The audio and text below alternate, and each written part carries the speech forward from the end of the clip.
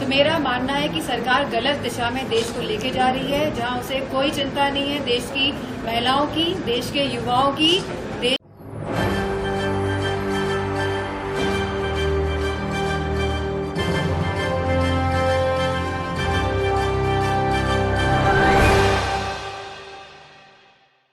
नमस्कार, मैं नाज़मीन खान और आप देख रहे हैं SPN 9 न्यूज।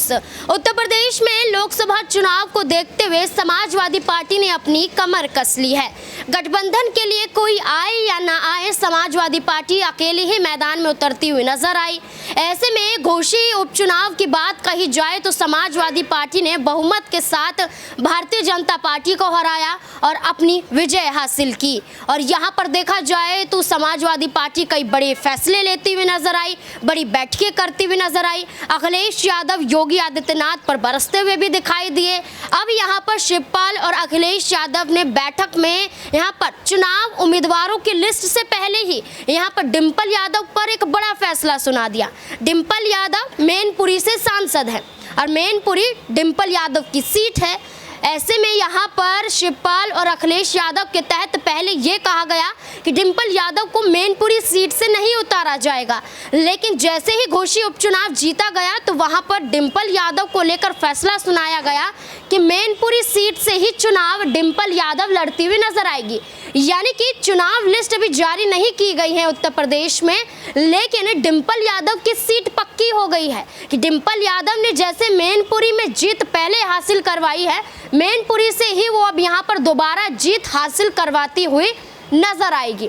ऐसे में डिंपल यादव भी एक्टिव नजर आई, यहाँ पर भारतीय जनता पार्टी पर निशाना साधती हुई देखी गई, कई बड़ी बड़ी पोल खोलती हुई नजर आई। क्या कुछ यहाँ पर डिंपल यादव योगी आदित्यनाथ पर कहती हुई नजर आ रही हैं, केंद्र सरकार पर कहती हुई नजर आ रही है, मोदी सरकार पर बरसती हुई नजर आ रही है। देखिए जरा। सवाल आ रहा है और जहाँ आकस्मिक कार्यों से लोगों की मृत्यु हो रही है और जहाँ सरकार किसी भी तरह की सुविधा और ना ही किसी भी तरह का सपोर्ट कर रही है लोगों को, तो हम जितना हमसे हो पा रहे हैं हम उतना कोशिश कर रहे हैं लोगों की सहायता करने का।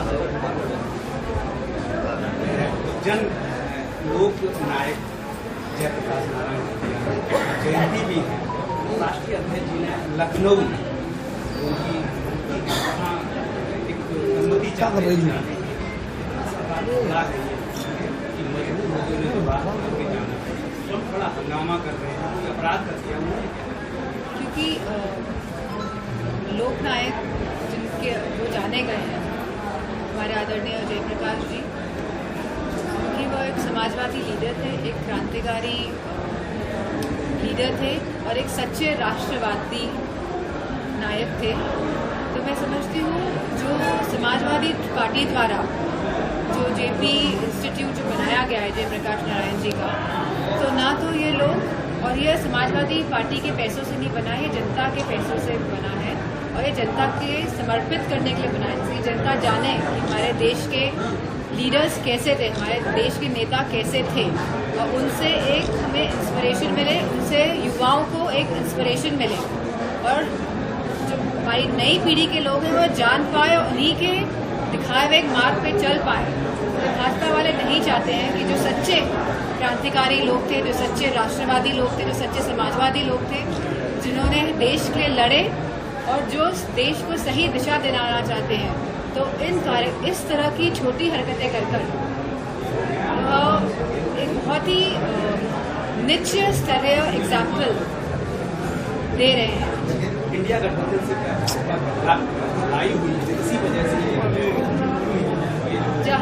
जहां पूरे देश में इंडिया ब्लॉक का गठबंधन है, वहीं उत्तर प्रदेश में PDA यानी पिछड़ा दलित का जो अलायंस है, मैं समझती हूँ भाजपा वाले असली तौर पे PDA अलायंस से घबराए हुए हैं। सांसद जी, केंद्रीय मंत्री गिरिराज सिंह ने कहा है कि जब कांग्रेस सत्ता में थी तब उन्हें OBC याद नहीं आया, अब OBC याद आ रहा है। समाजवादी पार्टी की हमेशा से यह मजबूती के साथ डिमांड रही है कि कास्ट सेंसस होना चाहिए। आज हम महिलाओं को आरक्षण देने जा रहे हैं, लेकिन इसमें भी OBC महिलाएं, माइनॉरिटीज़ की महिलाएं का हक और सम्मान और अधिकार की बात नहीं हो रही है। ये लोग नहीं चाह रहे हैं कि सब लोग, पूरा देश आगे बढ़े और सभी जाति के लोग, सभी धर्म के लोग आगे बढ़े।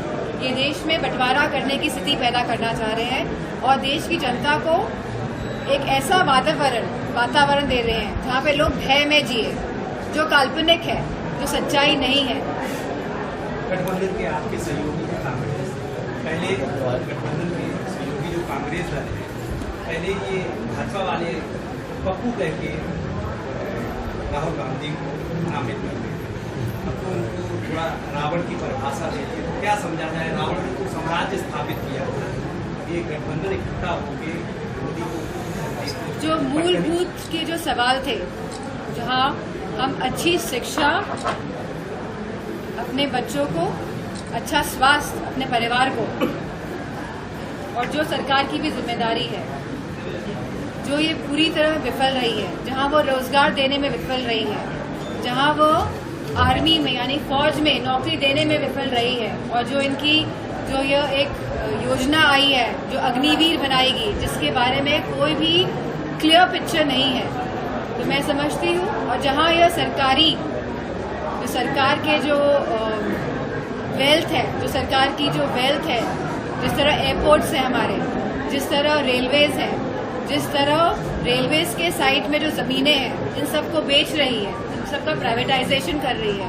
तो मेरा मानना है कि सरकार गलत दिशा में देश को लेके जा रही है, जहां उसे कोई चिंता नहीं है देश की महिलाओं की, देश के युवाओं की, देश की जनता की। मुख्य चुनाव अखिलेश यादव के खिलाफ एलडीए मुकदमा दर्ज कराना जा रहा है कि उन्होंने नियम विरुद्ध गेट फैलाकर मूर्ति पे माल्यार्पण करेंगे, क्या ये सही है? क्या ये इनका ये सरकार चाहे तो कुछ भी कर सकती है। ये बुलडोजर चलाती है लोगों के घरों में, किस रूल के तहत ये बुलडोजर चलाती है? क्या न्यायपालिका नहीं है हमारे देश में? आप किस तरह का मैसेज देना चाह रहे हैं? तो ये भी उसी तरह का मैसेज देने की कोशिश की जा रही है। मुख्य चुनाव आयोग तो राजीव कुमार ने कहा है कि आचार संहिता लागू होने के बाद किसी भी पार्टी ने अगर घोषणा लाभ देने की घोषणा की तो उसके खिलाफ कार्रवाई होगी। लाभ देने वाली घोषणा की अगर बात की तो उसके खिलाफ कार्रवाई की जाएगी। लोग मैनिफेस्टो की बात करते हैं, ये डेमोक्रेसी का एक स्ट्रक्चर है जहाँ पार्टी बताती है कि वो जैसे कि डिम्पल यादव को आपने सुना, यहाँ पर महिला आरक्षण बिल हो या यहाँ पर देश के हित के लिए काम करना हो या फिर जमीनी हकीकत से जुड़ना हो या फिर रोजी रोटी कपड़ा मकान को लेकर चर्चा करना हो, तमाम मुद्दों को लेकर योगी आदित्यनाथ पर बरसती हुई डिम्पल यादव यहाँ पर दिखाई दे रही हैं और कह रही हैं कि महिलाओं को आरक्षण मिलना चाहिए। हमारी पार्टी समाजवादी पार्टी हमेशा से महिलाओं को आगे लेकर गई है। यहाँ पर महिलाओं का अगर जिक्र किया जाए तो यहाँ पर सिर्फ एक कोटे की वर्ग की महिलाओं का बात नहीं किया जा रहा है, ओबीसी, एससी, एसटी यहाँ पर महिलाओं का जिक्र किया जा रहा है। उन्हें भी कोटा मिलना चाहिए, उन्हें भी आरक्षण मिलना चाहिए, इस बात का जिक्र करती हुई नजर आई। और यहाँ पर देश को तोड़ने का, देश को मुश्किलों में डालने का और देश को परेशानियों में डालने का काम किसने किया है सीधे तौर पर बताती हुई दिखाई दी।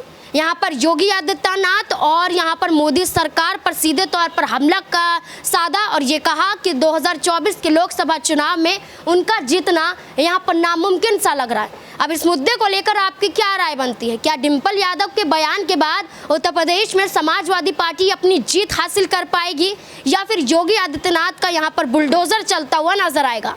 क्या लगता है आपको? कमेंट बॉक्स में ज़रूर बताएं। धन्यवाद।